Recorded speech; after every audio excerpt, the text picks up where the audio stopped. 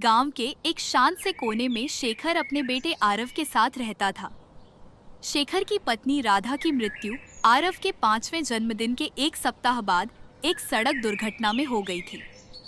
राधा के जाने के बाद शेखर पूरी तरह टूट चुका था, लेकिन एक पिता की तरह अपने बेटे को अकेले पालने की कोशिश करता रहा। आरव अब 10 साल का हो गया था।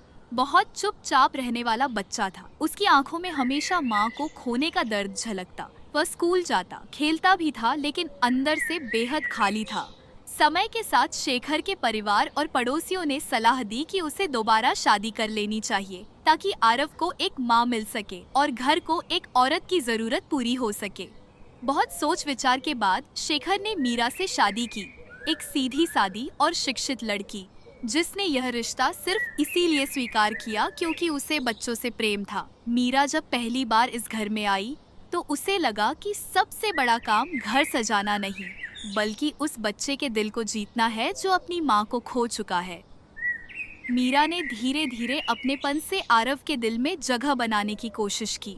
वह उसका पसंदीदा खाना बनाती, होमवर्क में मदद करती और हर शाम उसके स्कूल की बातें सुनने बैठ जाती। लेकिन आरव की आंखों में अब भी दूरी थी। वह उसे कभी माँ नहीं कहता था, सिर्फ आप या मीरा आंटी कहता। मीरा को बुरा तो लगता, लेकिन वह जानती थी कि जबरदस्ती कोई रिश्ता नहीं बनता। वह चुपचाप अपने कर्तव्य निभाती रही।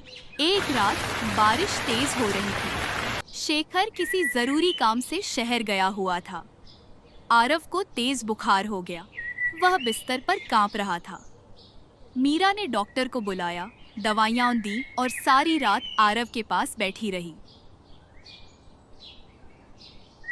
सुबह जब आरव की आंख खुली तो उसने देखा कि मीरा वहीं कुर्सी पर बैठी है। उसकी गोद में उसका सिर है और मीरा की आंखें नींद से भरी है, लेकिन उसमें ममता भी है।